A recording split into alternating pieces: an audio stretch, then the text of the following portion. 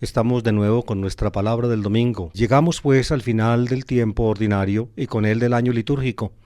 Este es el domingo 34, que en la liturgia católica es ocupado por la fiesta o la solemnidad más bien de Cristo Rey del universo. Cristo Rey.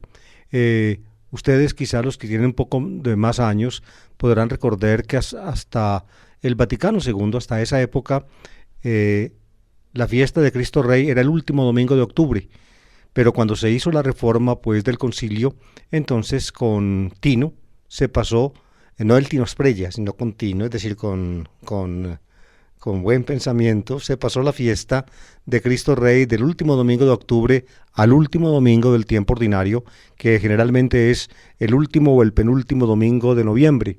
Este año va a ser el último domingo de noviembre. Cristo Rey del universo. La fiesta es una fiesta relativamente reciente en la liturgia. Fue establecida, si mal no estoy, el siglo pasado, quizá un poco antes, no les sé decir exactamente el dato.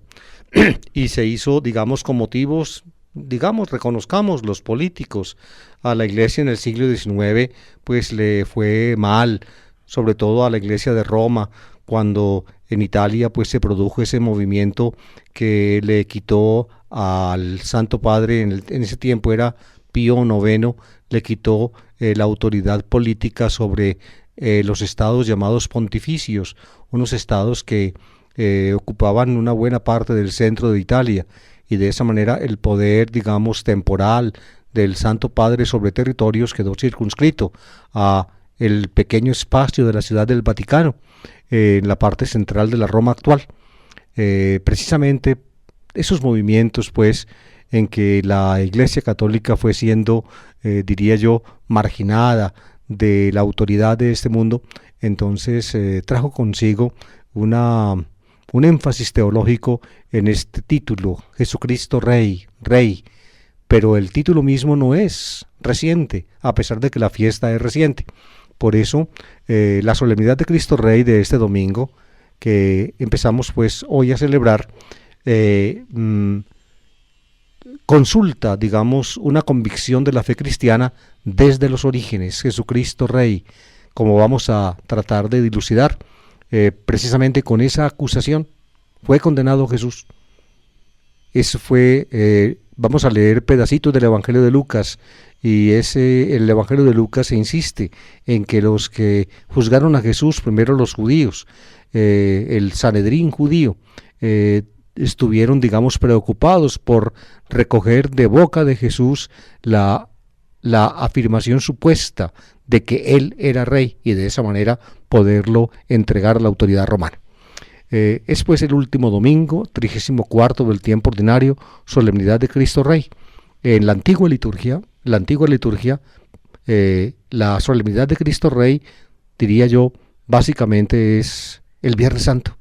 El Viernes Santo, y también sobre todo en la fiesta de la Ascensión, es decir, la relación que hay entre muerte de Jesús y resurrección por un lado, y la exaltación de Jesús en la Ascensión, es lo que constituye en el lenguaje litúrgico original del cristianismo la solemnidad de Cristo Rey.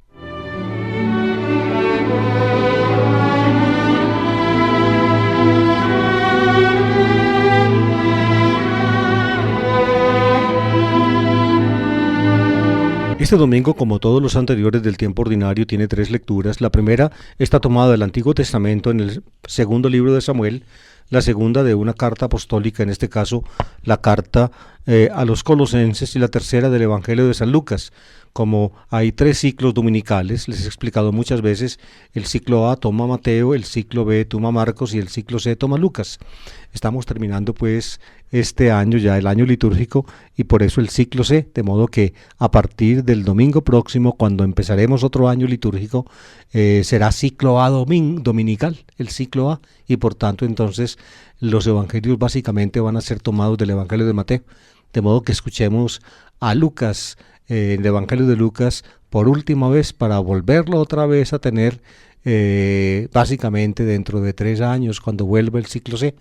Sin embargo, claro, como antecitos de Navidad están, digámoslo así, digamos muy acendrado el espíritu navideño, la Iglesia nos va a presentar los textos lucanos concernientes a la anunciación del Señor, a la Navidad, de modo que también en este Adviento escucharemos algo de Lucas, pero básicamente pues en el orden de los ciclos, el ciclo C de Lucas termina este domingo y el próximo ya será ciclo A y comenzamos con Mateo.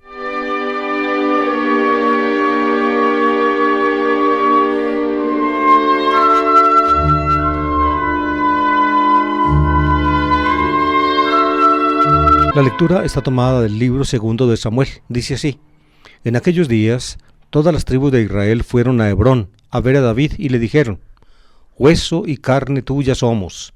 Ya hace tiempo, cuando todavía Saúl era nuestro rey, eras tú quien dirigía las entradas y salidas de Israel. Además, el Señor te ha prometido: tú serás el pastor de mi pueblo Israel. Tú serás jefe de Israel.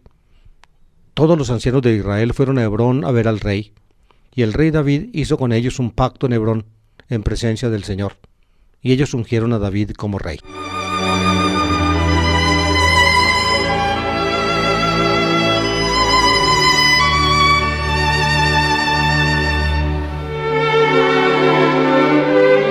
Expertos en textos bíblicos después del Vaticano II, cuando prepararon los leccionarios para las festividades litúrgicas después del concilio, hayan escogido para la fiesta de Cristo Rey este texto del segundo libro de Samuel, que enfatiza pues la realeza de la realeza de David.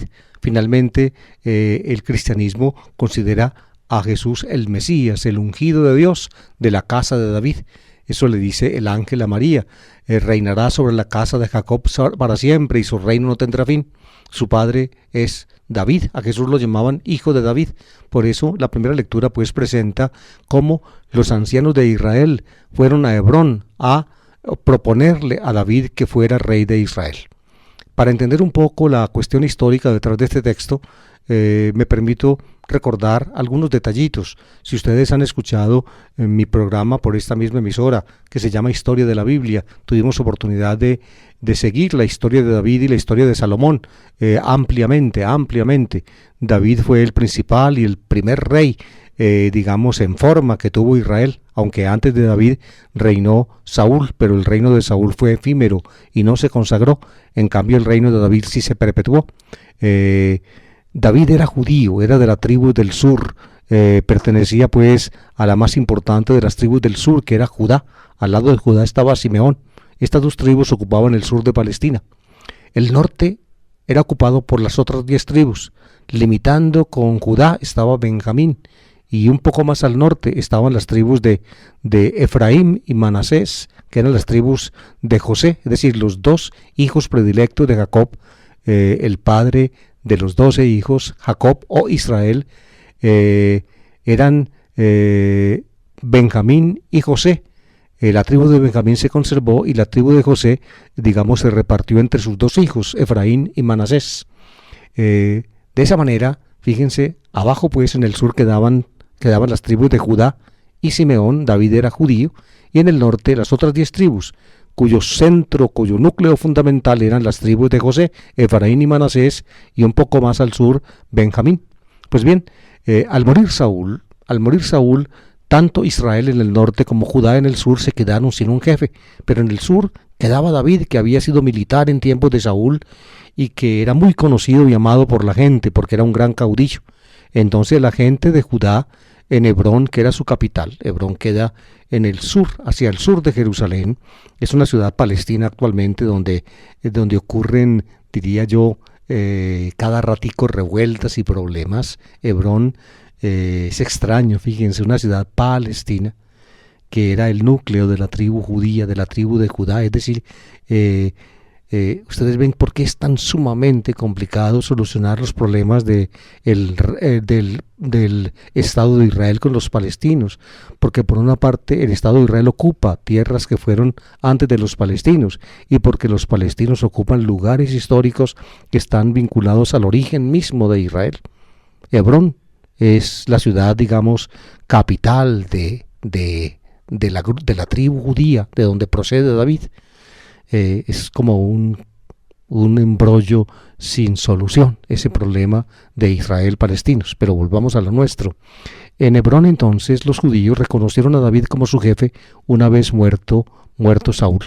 Y entonces David fue hecho rey de Judá. Melech ha-Judá, dice el texto bíblico. Es decir, rey de la porción sur, que incluía a Judá y a Simeón. Simeón era tan pequeño que prácticamente aparecía incrustado en Judá. Así reinó pues David sobre Judá durante 7 años. Mientras tanto, en el norte, las tribus de Israel, las otras 10, estaban a la deriva, no tenían jefe, porque la descendencia de Saúl no se acreditó como capaz de gobernar y afrontar los retos de la historia. Y entonces, ancianos de Israel, aquí en la Biblia dice todos los ancianos de Israel. La precisión histórica en este campo es sumamente difícil porque la tendencia de la Biblia es a absolutizar todas las cosas. Entonces bajan ancianos de Israel a Hebrón para proponerle a David que se haga cargo también de Israel, que no solamente sea rey de Judá, como ya lo era 7 años antes, sino también rey de Israel. La frase que le dicen es muy diciente. Fíjense, carne y hueso tuyo somos, le dicen.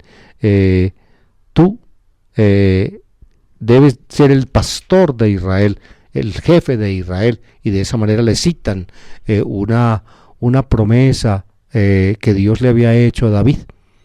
David entonces acepta el ofrecimiento, ni más ni menos, y ellos hacen una ceremonia litúrgica, un rito de alianza. Pactaron pues los ancianos de Israel alianza con David, y dentro del rito se produjo la unción de David como rey. Este proceder, fíjense, era el propio de Israel. Los reyes de Israel, desde el norte, en este caso un judío, David va a ser hecho rey de la porción norte de Israel, pues que precisamente llevaba ese nombre. Lo hacen rey ungiéndolo. Hay una palabra profética que lo designa. Aquí el texto la cita. Y luego viene el rito de la unción. Era derramar aceite sobre la cabeza del ungido. Y entonces lo volvían Christos en griego. Y en hebreo, Mashiach, ungido.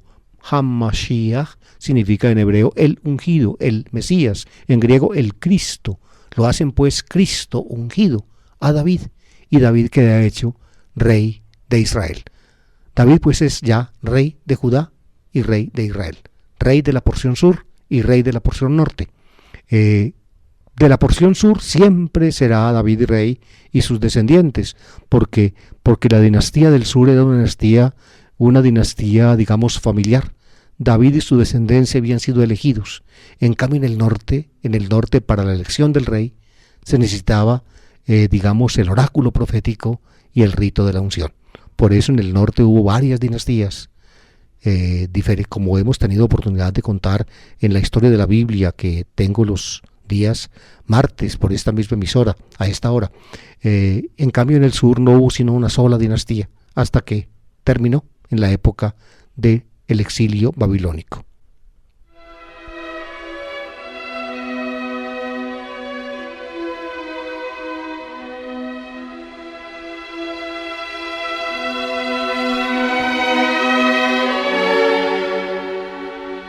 Antes de explicarles un poco cómo se vincula este texto del segundo Samuel con el texto evangélico de Lucas que vamos a leer ahora, la cuestión del rey, porque en este texto pues el tema fue el rey y en el texto evangélico el tema también es el rey.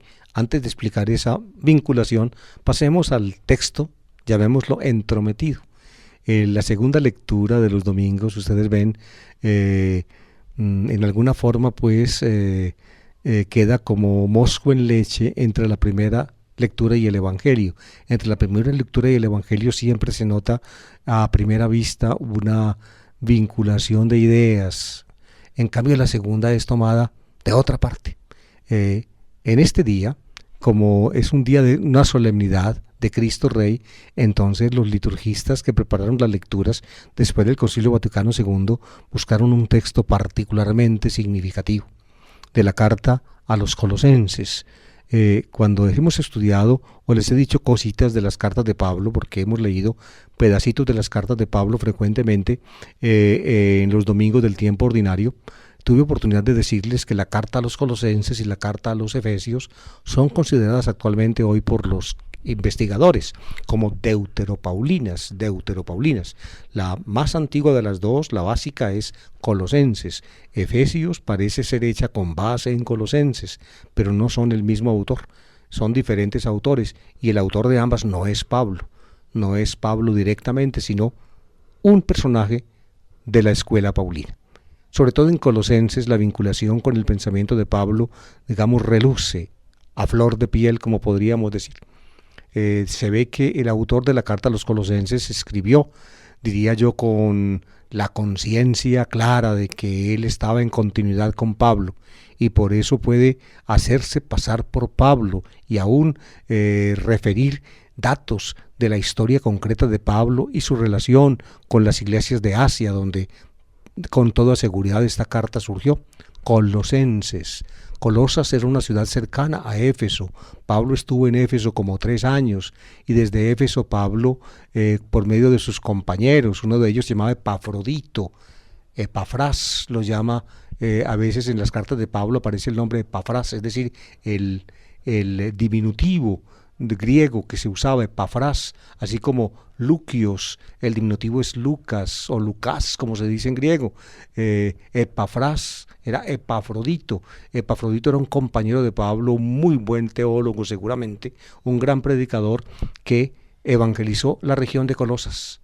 La iglesia de Colosas recibió su primera instrucción en el pensamiento o en el evangelio cristiano proveniente de Pablo por medio de Epafras. Por eso no hay, digámoslo así, no habría pues ningún inconveniente, aunque no puede tampoco probarse, de que Epafras, un discípulo de Pablo, hubiera sido el que compuso en nombre de Pablo esta carta. Esta carta es muy probable que así haya sido. En todo caso, en eso no quisiera yo entrar, porque estos detalles no nos interesan tanto para dilucidar el mensaje de la palabra de Dios. El texto de la carta a los Colosenses que nos toca leer proviene del capítulo 1, versículos 12 a 20. Comienza con una acción de gracias, siempre en el comienzo de las cartas, después del prescripto, es decir, del primer párrafo donde aparece la nota del autor, los destinatarios y un saludo, aparece luego en el modelo de las cartas una acción de gracias o bendición. Y después de esa acción de gracias o bendición, que vamos a leer enseguida, aparece, digámoslo así, el eco, yo diría bien riguroso, casi como citación, como cita de un antiguo himno cristiano a Jesucristo.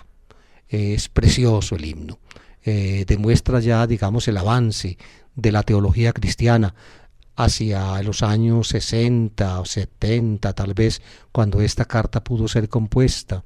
Ya la teología cristiana, es decir, la convicción cristiana sobre la realidad divina de Jesucristo, digámoslo así, ya ha echado raíces y ha creado horizontes. Es lo que muestra esta carta en los últimos 2 párrafos, como vamos enseguidita a escuchar.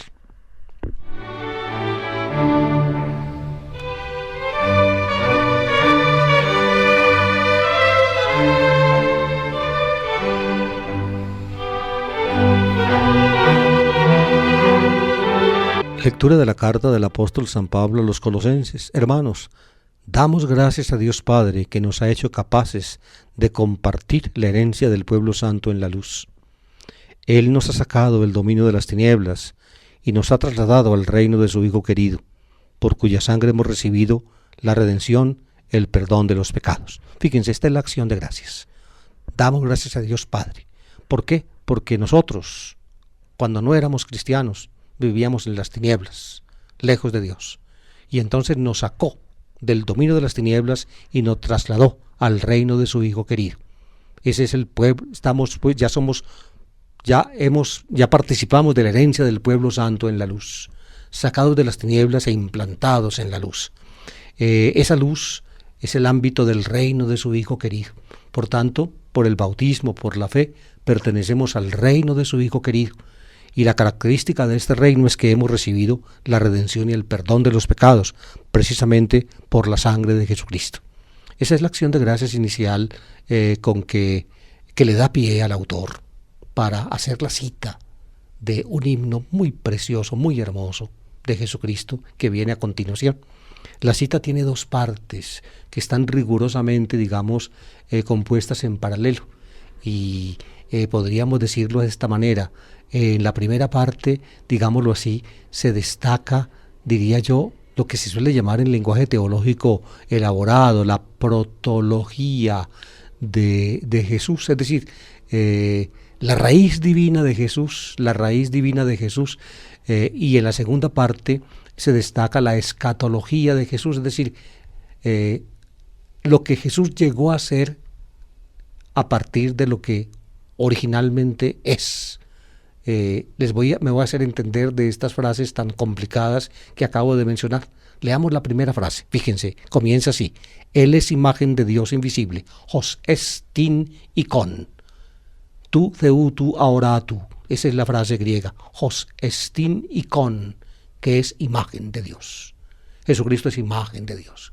Esa frase nos lleva a nosotros, por tanto, a Dios mismo y a considerar a Jesucristo, digámoslo así, casi como prescindiendo de su humanidad, es decir, tratando de encontrar en Dios mismo el invisible, la raíz de aquel que se presentó luego como hombre, imagen de Dios invisible. Si se dice imagen es porque en alguna forma en lo visible de Jesús se va a reflejar, lo invisible de Dios, como por ejemplo el rostro de alguien se refleja en el espejo en el cual se mira, o como cuando uno, por ejemplo, en un lago de aguas cristalinas, agacha la cabeza y ve con el trasfondo de la luz del sol sobre la superficie de las aguas su propio rostro. Imagen de Dios invisible. Así se habla, pues se está hablando de Jesús. En Jesús, por tanto, hay algo divino que permite que se le llame imagen de Dios. Y dice, Josestin ikon tu theutu aoratu, y luego dice, primogénito de toda criatura, primogénito, es decir, el primero entre las criaturas, el primero de todos. Esta frase puede tener, sus inconvenientes. En el himno original cristiano estos inconvenientes no eran sentidos, pero más adelante en la historia de la teología cristiana los inconvenientes surgieron. ¿Por qué? Porque entonces algunos dijeron que Jesucristo era una criatura, la primera de todas creada por Dios. Interpretaron el texto así. Y en la fe cristiana Jesucristo no es criatura. Es decir, acuérdense el credo, lo que dice, engendrado, no creado, el Hijo único engendrado, no creado. Por eso la fe cristiana tuvo que hacer luego esas precisiones, porque este texto solo puede, digámoslo así, guiar a algunos, y de hecho los guió en los comienzos del cristianismo hacia esa interpretación. Primogénito de toda criatura, prototokos pases ctíseos, dice el texto griego, lo interpretaban que Dios lo primero que creó fue pues a Jesucristo. Y esa no es la interpretación. Simplemente se quiere decir que antes de crear todas las cosas, Jesucristo era imagen de Dios. Ese es el sentido, del texto en la fe cristiana. Volvamos entonces a repetir. Él es imagen de Dios invisible, primogénito de toda criatura, porque por medio de él fueron creadas todas las cosas, celestes y terrestres, visibles e invisibles, tronos, dominaciones, principados, potestades. Todo fue creado por él y para él. Él es anterior a todo y todo se mantiene en él. Ahí está la primera gran frase del texto.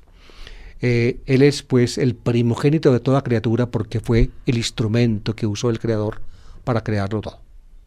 Por medio de él fueron creadas todas las cosas.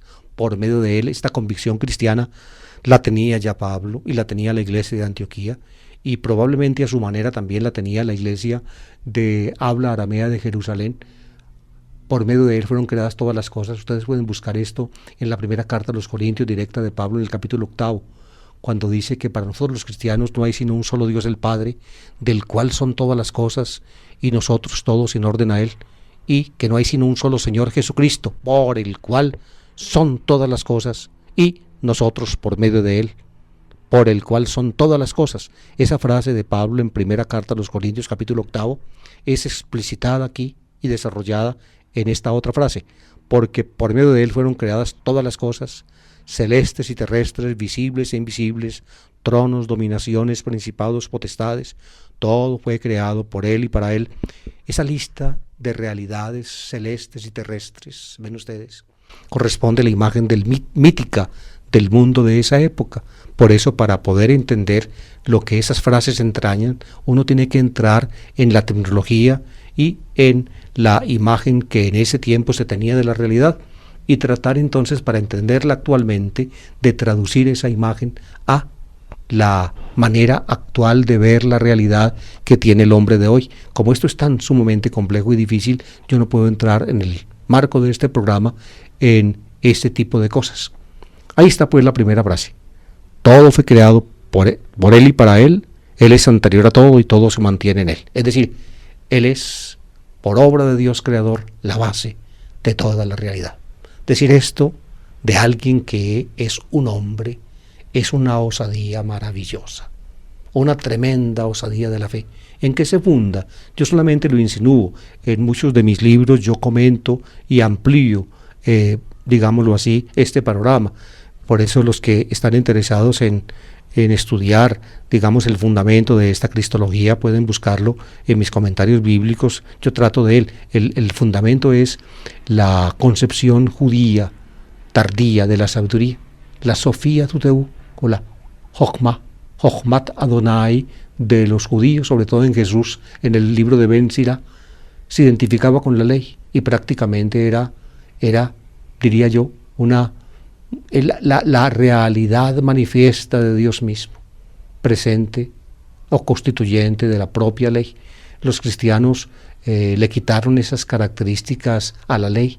La ley no es, diría yo, como la encarnación de la sabiduría de Dios, sino Jesucristo.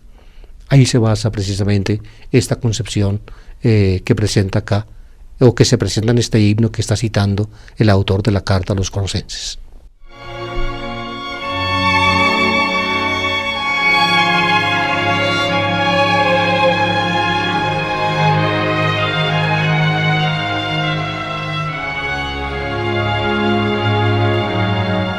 Hemos terminado pues la primera estrofa. Pues bien, entre la primera y la segunda estrofa introduce probablemente el propio autor de la carta una frase que, digámoslo así, que no está en continuidad con lo dicho antes, ni tampoco con lo que se va a decir después. Es por tanto un inciso, una inserción que se hace en todo el centro de la carta y que separa las dos estrofas.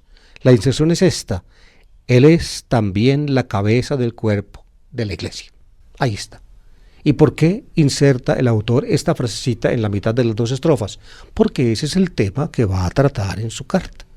¿Me entienden? Entonces, por eso, porque va a tratar el tema de la iglesia como cuerpo cuya cabeza es Cristo. Ese es el tema de la carta a los Colosenses y en buena parte también el tema de la carta a los Efesios. Entonces, por eso, después de la primera estrofa aparece esta frasecita: Él es también la cabeza del cuerpo, es decir, de la iglesia. Terminada la frasecita inserta, sigue la segunda estrofa original del himno. Recuerden que la primera comienza con esta frase: Él es imagen, Hos estin icon, Hos estin icon. Quien es imagen, literalmente significa quien es imagen de Dios invisible. Y fíjense la segunda estrofa cómo comienza: Hos estin argi, Hos estin argi. Él es el principio. De modo que Jesucristo es definido como icon, es decir, imagen de Dios invisible, y también argi, principio. Argi es el principio. Y dice, Él es el principio, el primogénito de entre los muertos, como icon de Dios, como imagen de Dios. Él era el primogénito de toda criatura, de toda creación. Ahora, como principio, como argi, Él es el primogénito de entre los muertos, es decir, el primer resucitado. Él es la aurora de la nueva creación.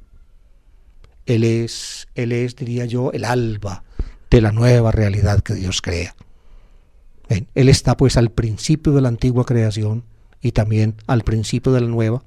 Lo llaman prototocos de la antigua creación y también prototokos ekton necron, es decir, primogénito de entre los muertos, primogénito en la antigua, primogénito de la nueva, primogénito de la antigua, primogénito de la nueva, primogénito entre los muertos, y así es el primero en todo.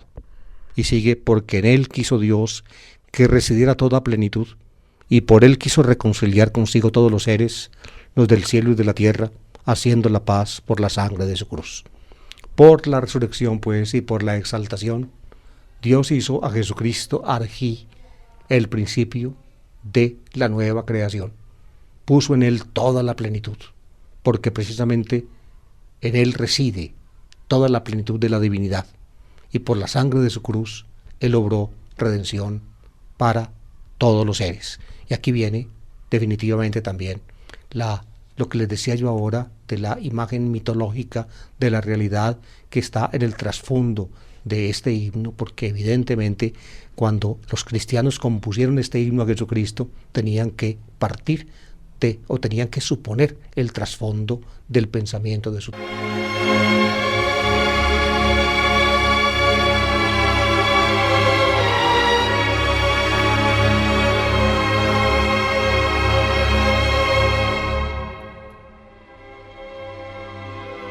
Amables oyentes, cuando a uno le toca en un programa de radio, pues dirigido a la generalidad de la gente que escucha, y le toca, digamos, analizar un texto de esos tan complejo, tan difícil, donde se tocan temas de la teología hoy en día tan sumamente discutidos y tan problemáticos, pues a uno le queda un cierto temor de que tal vez las personas que escuchan no hayan podido asimilar lo que uno quiso transmitir. Sin embargo, pienso yo que en el estado actual del cristianismo y de la iglesia, pues no podemos nosotros eludir, afrontar los problemas como son. No podemos simplemente escabullirnos y prácticamente no decir a la gente nada. No, hay que decir las cosas, hay que ir enseñando a la gente a que mire la realidad de la Escritura como ella es y trate de entender las cosas en la mejor forma posible. Por eso lo hago. Ahora llegamos ya al texto del Evangelio. El texto del Evangelio es mucho más sencillo, mucho más simple, mucho más simple. Nos habla de la muerte de Jesús. Imagínense ustedes que la muerte de Jesús es la muerte del rey, se habló de David, el rey, ¿ven? Y Jesús es hijo de David. Por eso el texto del segundo Samuel está unido al texto del Evangelio. El vínculo de unión es el rey David, y luego viene el rey Jesús, hijo de David. Fíjense pues cómo matan al rey. Escuchen y verán Lucas capítulo 23, versículos 35 a 43. En aquel tiempo, las autoridades del pueblo hacían muecas a Jesús diciendo: a otros ha salvado, que se salve a sí mismo, si eres el Mesías de Dios, el elegido. Se burlaban de él también los soldados, ofreciéndole vinagre y diciendo: si tú eres el rey de los judíos, sálvate a ti mismo. Había encima un letrero, en escritura griega, latina y hebrea: este es el rey de los judíos. Uno de los malhechores crucificados lo insultaba diciendo: no eres tú el Mesías, sálvate a ti mismo y a nosotros. Pero el otro lo increpaba: ni siquiera temes tú a Dios, estando en el mismo suplicio. Y lo nuestro es justo, porque recibimos el pago de lo que hicimos. Y en cambio éste no ha faltado en nada. Y decía: Jesús, acuérdate de mí cuando llegues a tu reino. Jesús le contestó: te lo aseguro, hoy estarás conmigo en el paraíso.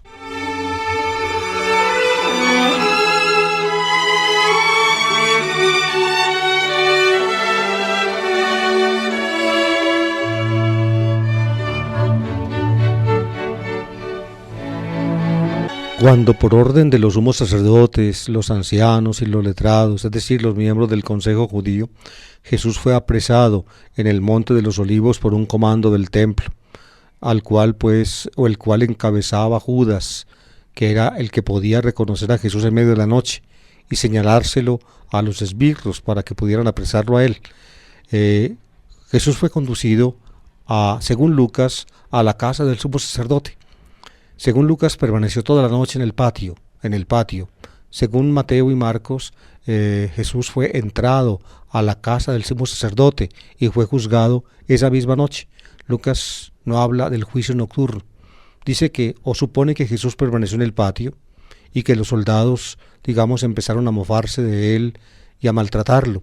pero antes un discípulo suyo, Simón Pedro, o Pedro como lo llama Lucas lo llama básicamente Pedro, usa Simón Pedro por allá en un puntico donde depende de una tradición emparentada con el Evangelio de Juan.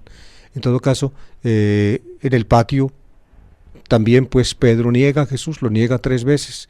Después de que Pedro niega a Jesús, vienen los maltratos de que les hablé.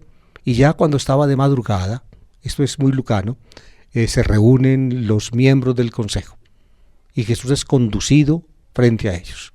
Y la preocupación de ellos en Lucas, en esa reunión matinal del consejo, es que Jesús en alguna forma reconozca que es el Mesías, el Rey. Oh Christos, oh Vasilevs, el Mesías, el Rey. ¿Por qué? Porque la palabra Mesías es una palabra de la teología judía, el ungido.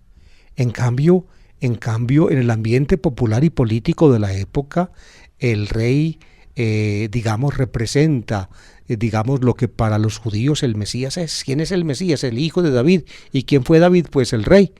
Pero si a Jesús le dicen simplemente el Mesías, tiene que ser uno conocedor de la teología judía para decidir o para deducir que entonces es el rey.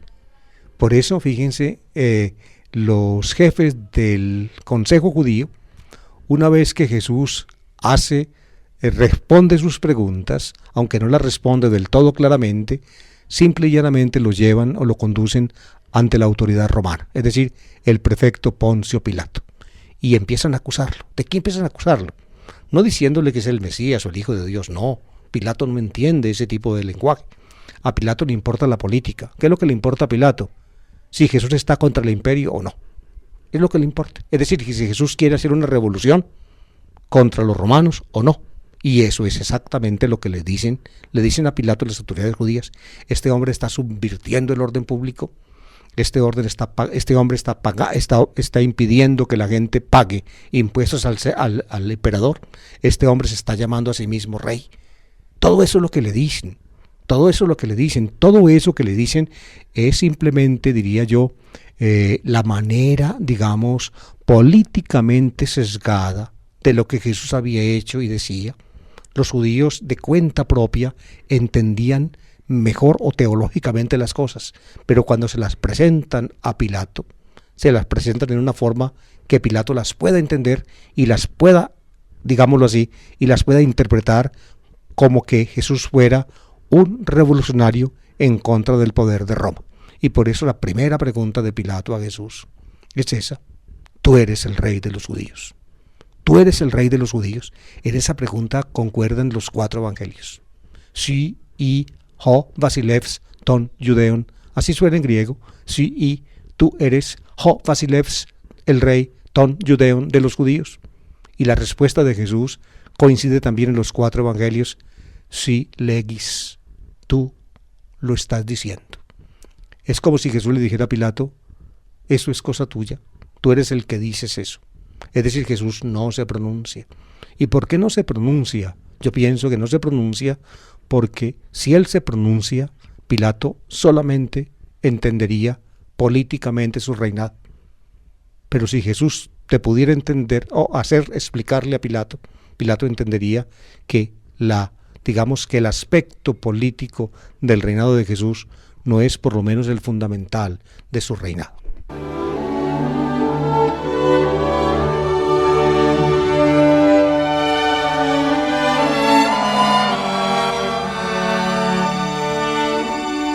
Fíjese, las 2 comprensiones posibles de Jesús están marcadas en el texto lucano que acabamos de escuchar. Fíjense, cuando ya estaba crucificado Jesús, dice Lucas, siguiendo a Marcos, que lo pusieron a él en la mitad, entre 2, que eran 2 malhechores, así los llaman los evangelistas, o 2 ladrones. El listé, es la palabra griega que se usa. La usaban, por ejemplo, en ese tiempo. Eso se desprende de la obra de un judío muy importante que escribió a fines del siglo I, se llamaba Yosef ben Matatías o Flavio Josefo, un judío romanizado, ayudado por los romanos a escribir una obra histórica importantísima. Él llama a los revolucionarios judíos contra Roma, los llama listé, es decir, ladrones. ¿Por qué? Porque no solamente pues eran revolucionarios, sino que en su revolución se robaban el oro de los impuestos, robaban cosas y abusaban de su condición de revolucionarios. No hay revolucionario que no abuse, porque cuando uno tiene armas en la mano se cree el rey de este mundo. En todo caso, fíjense, cuando Jesús está crucificado en medio de los dos ladrones, de los dos bandidos, la escena pues es, diría yo, tremendamente infamante. ¿Por qué? Porque está en la mitad de Jesús y encima de su cabeza el letrero que identifica la razón por la cual fue condenado. Este es el rey de los judíos. Ho Basilevs ton Judeon, el rey de los judíos. El rey, en medio de dos bandidos revolucionarios. ¿Se dan cuenta? ¿Se dan cuenta la ironía profunda de la escena? Y por eso entonces se burlan. Lucas presenta las burlas, primero las burlas de los judíos. Oigan las burlas de los judíos como dicen: a otros ha salvado, que se salve a sí mismo si es el Mesías de Dios, el elegido. Lo llaman Mesías de Dios. Es una frase muy lucana, pero que representa evidentemente la teología judía. El Mesías de Dios dice solamente en el Nuevo Testamento Lucas, y elegido también dice Electos, lo dice también Lucas. En fin, el Mesías de Dios, el elegido. Eso dicen los judíos burlándose de Jesús crucificado en medio de los dos bandidos revolucionarios. Y fíjense la frase que sigue: se burlaban de él también los soldados. Estos no eran judíos, eran mercenarios, pagados por los romanos para ayudarlos en el control del orden público. Se burlaban también de él los soldados, stratiote, ofreciéndole vinagre y diciendo, aquí pone Lucas la cuestión del vinagre, Marcos la pone en otro punto. En todo caso, diciendo, si tú eres el rey de los judíos, sálvate a ti mismo. Fíjense, en las dos burlas está el término salvar. Sálvate a ti mismo, pero los judíos lo llaman el Mesías de Dios, el elegido, y los romanos lo llaman el rey de los judíos. ¿Ven? Es decir, el primer título tiene sentido religioso, el segundo tiene sentido político. Rey de los judíos. Un rey crucificado sin ropa, totalmente desnudo. A un lado, un revolucionario crucificado también. Al otro lado, otro revolucionario crucificado también. Y encima de la cabeza de él el letrero, este es el rey de los judíos. ¿Habráse visto mayor burla y mayor infamia?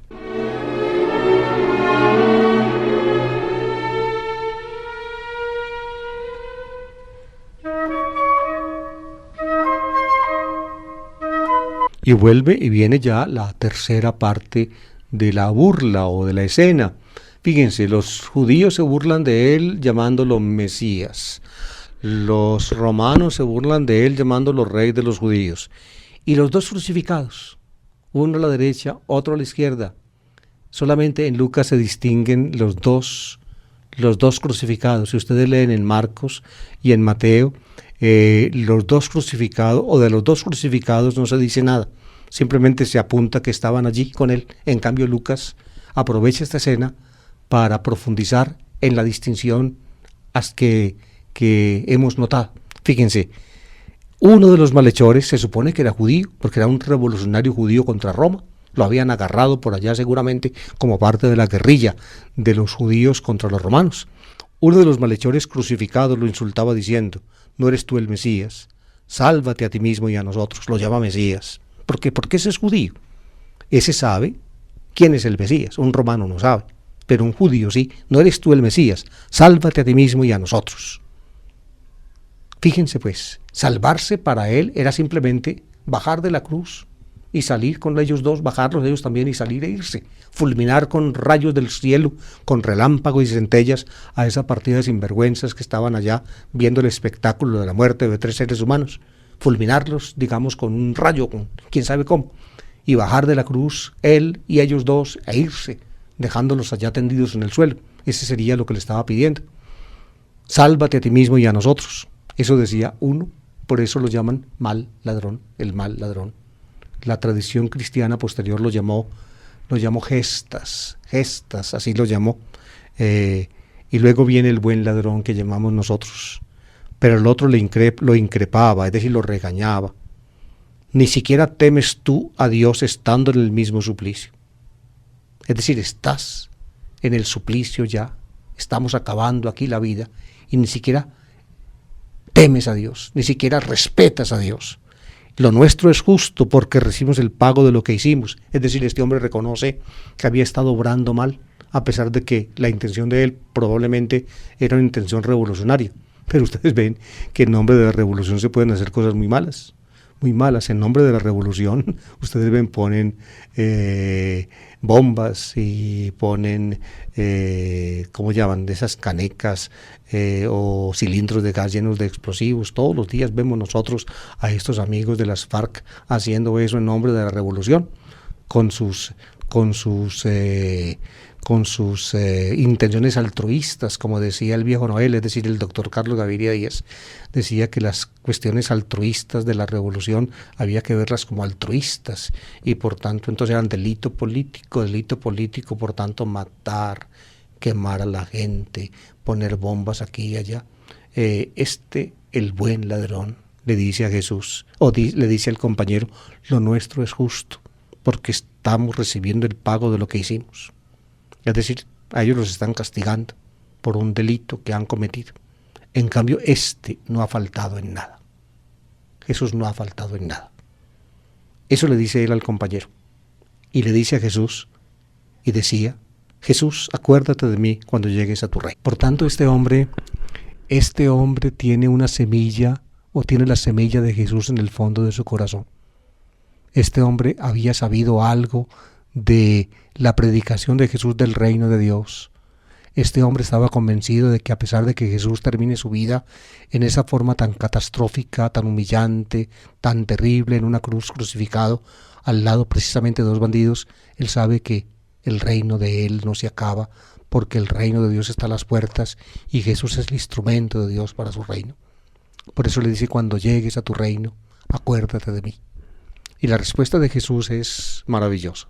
Jesús le respondió, te lo aseguro, hoy estarás conmigo en el paraíso.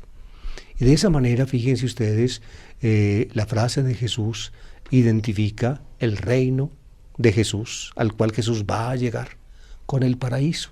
Es decir, el principio de la historia expresado en forma mítica, ustedes conocen la narración bíblica donde Dios creó al hombre, paradisos lo llama el texto griego, el jardín de Edén se dice en hebreo. Allí, digamos, reinaba la paz y la armonía, es decir, es el mundo que Dios quiso para el hombre, donde todo era paz, felicidad, tranquilidad y armonía. Pues bien, ese paraíso del origen se convierte, diría yo, en expresión de la meta del final. El paraíso al principio, tu reino al final. Así lo presenta Jesús en su palabra al buen ladrón. El rey, él es el rey. El rey está crucificado entre dos bandidos y el rey entonces, humillado en esa forma, como lo dice por allá uno de los autores míos preferidos en la exégesis de los evangelios, se llama Rudolf Bultmann, un evangélico que analiza en una forma muy aguda los textos de la tradición sinóptica, aunque uno no esté de acuerdo con él en todos sus análisis y tampoco en su manera teológica de ver las cosas. Sin embargo, no puede dejar de reconocer que es uno de los grandes pensadores cristianos del siglo pasado. Bultmann dice que lo que hicieron los soldados en el proceso de Jesús con él, cuando lo vistieron de rey, cuando sobre su cuerpo ensangrentado colocaron esa vieja capa roja de soldado, cuando ciñeron sus sienes con una corona de espinas para simular la corona de oro de los Césares, cuando le pusieron en su mano una caña sucia y cuando lo sentaron en una silla y empezaron a darle vueltas, arrodillándose y burlándose, y lo llamaban, te saludamos rey de los judíos. Lo que hicieron los soldados en ese momento y lo que hacen ahora, crucificarlo así, en medio de dos bandidos revolucionarios. Eso es una caricatura de rey. Así lo llama Bultmann, eine Königskarikatur. Es una expresión feliz de este exégeta y teólogo evangélico, una caricatura de rey, una caricatura de rey. Pues bien, la caricatura de rey entraña la verdad del rey. Es decir, es el rey precisamente porque se volvió caricatura de rey. Es decir, la afirmación del poder del rey nace de la negación absoluta del poder del rey. Tuvo que llegar a ser caricatura para poderse realmente convertir en el rey de verdad.